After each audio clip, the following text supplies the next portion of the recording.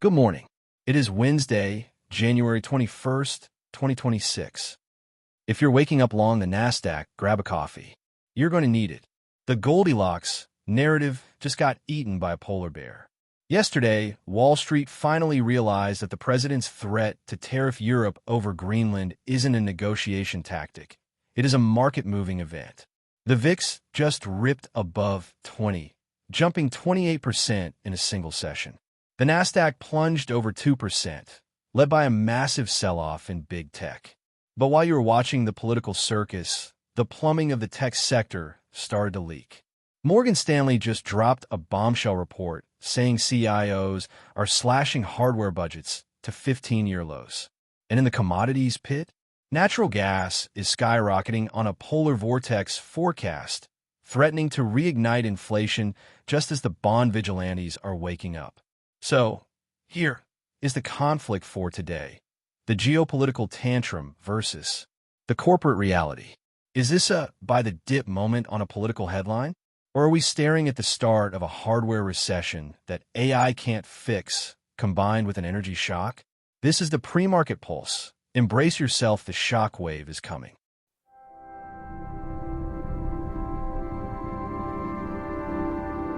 Deep Dive 1. The Tech Divide, Hardware Recession versus the Streaming War. Let's start with the lead, because the AI supercycle narrative just took a massive hit from the one place nobody was looking, the IT department. Part A. The hardware hangover. While everyone is obsessed with GPU orders, Morgan Stanley just surveyed the people who actually signed the checks, the Chief Information Officers, CIOs. The results are ugly. They downgraded NetApp, NetApp, Logitech, Logi, and CDW yesterday. Why? Because CIOs expect hardware budget growth of just 1% in 2026. Let me translate that for you. Excluding the COVID anomaly, that is the lowest spending growth in 15 years. Morgan Stanley analyst Eric Woodring says enterprises are reducing their hardware budgets to the bone. Companies are not refreshing their laptops. They're not buying on-premise storage. They're hoarding cash or dumping it all into AI pilots that haven't scaled yet. The warning here is valuation.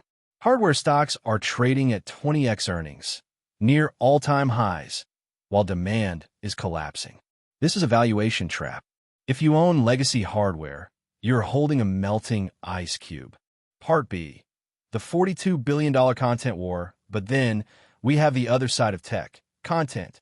Netflix reported earnings after the bell, and they're the lifeline the bulls are clinging to. They beat on the top and bottom line. Revenue hit $12.05 billion, up nearly 18%.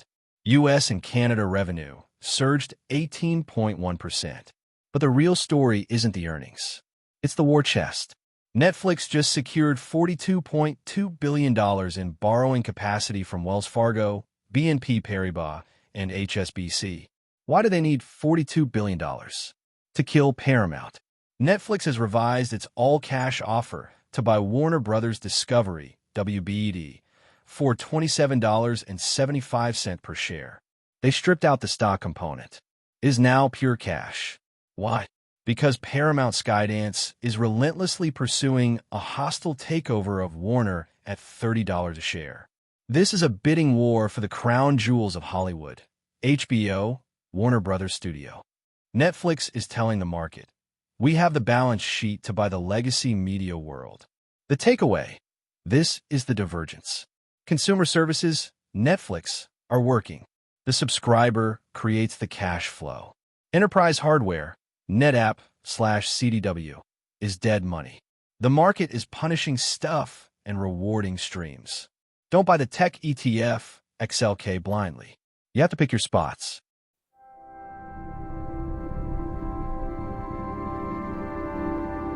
Deep Dive 2. The Macro Storm, Yields, Cold Weather, and 3M.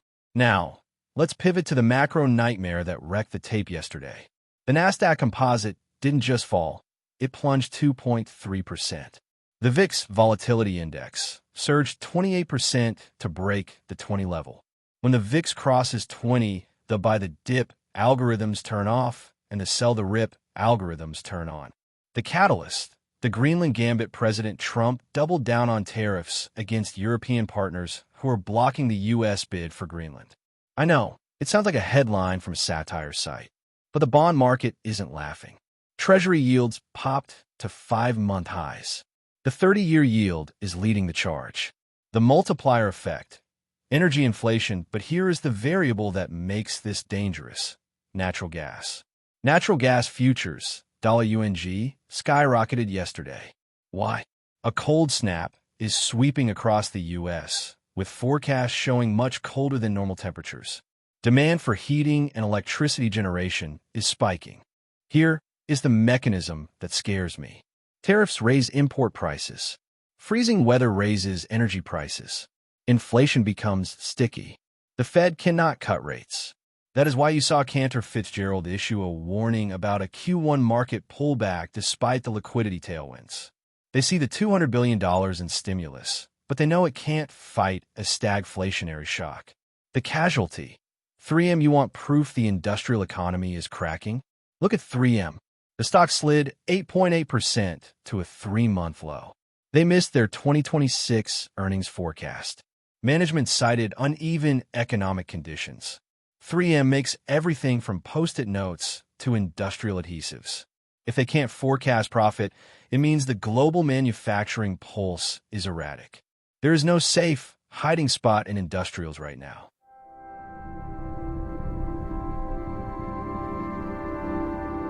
Deep Dive 3. The resource pivot, lithium rising. But wait, in the middle of this sea of red, there is a splash of green. While tech hardware dies, commodities are coming back to life. The lithium reversal, Albemarle, ALB, popped 4.1% yesterday. Lithium Argentina, LAR, is moving. Why? HSBC just upgraded both stocks to buy. They raised Albemarle's price target all the way to $200 from $117. The thesis: HSBC says the lithium surplus is vanishing quickly.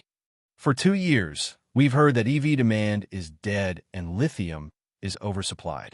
But with low prices, mines shut down.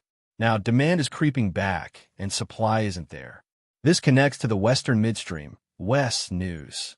They just renegotiated contracts with Occidental Petroleum, OXY, in the Delaware Basin. The energy/resource patch is restructuring for a bull run.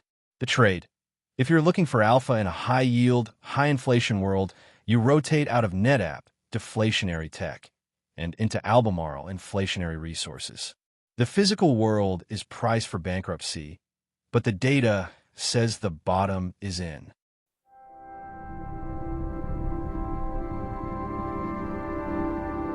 The silent mover, the debasement battle, BTC versus GLD.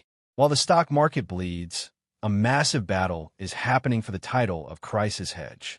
We are seeing a historic split between the old guard and the new guard. The old guard, Ray Dalio, legendary investor Ray Dalio, came out yesterday and said the monetary order is breaking down. He cites a shift away from fiat currencies and debt. His solution? Gold. He recommends a 5 to 15% allocation to gold. He explicitly said Bitcoin is money for some, but not a reserve asset.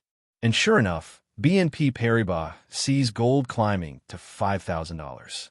But the market disagrees with Mr. Dalio. Last week, crypto investment products saw $2.17 billion in inflows. That is the largest weekly inflow since October 2025. Bitcoin ETFs alone took in $1.55 billion. And look at the corporates. Strategy Inc., MSTR, just bought another $2.13 billion worth of Bitcoin. They paid an average of $95,284 per coin. Bitmine Immersion, BMNR, just bought 35,000 Ethereum tokens in a single week. The trend: while stocks dump on geopolitical fears, institutions are bidding up crypto volume, even if price dipped slightly with the market. This is the silent mover. The debasement trade is alive and well. Investors are scared of the dollar due to tariffs, scared of stocks due to valuations, and are pouring liquidity into hard assets. But right now, the flows say Bitcoin is the preferred lifeboat for liquidity. while gold is the lifeboat for central banks.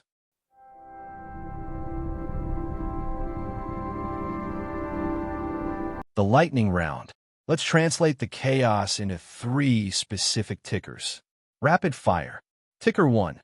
SNDK, SanDisk verdict bullish. Why? While other hardware stocks crash, SanDisk soared 9% yesterday, topping the S&P 500. Flash memory is the one part of hardware that is working due to the AI data cycle. Don't fight the momentum. Memory is a separate trade from PCs. Ticker 2. MMM, 3M, verdict bearish. Why? The forecast missed again. The stock hit a 3-month low. Management talks about a turnaround, but the data shows uneven economic conditions are winning. This is a value trap. Avoid. Ticker 3. IBKR, Interactive Brokers, verdict bullish. Why? They beat earnings. Customer trading volume is growing double digits. Remember the VIX spike I mentioned? Volatility is good for brokers. When the market panics, IBKR gets paid. It's the perfect hedge for this choppy market.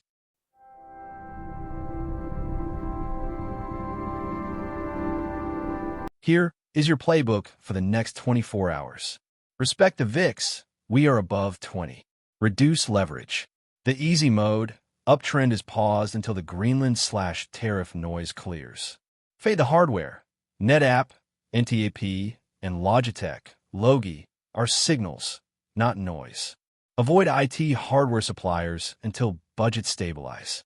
Watch the yields. If the 10-year keeps rising, tech will keep falling. That is the only correlation that matters right now. This is the pre-market pulse. The news is chaotic, but the charts don't lie. Trade safe.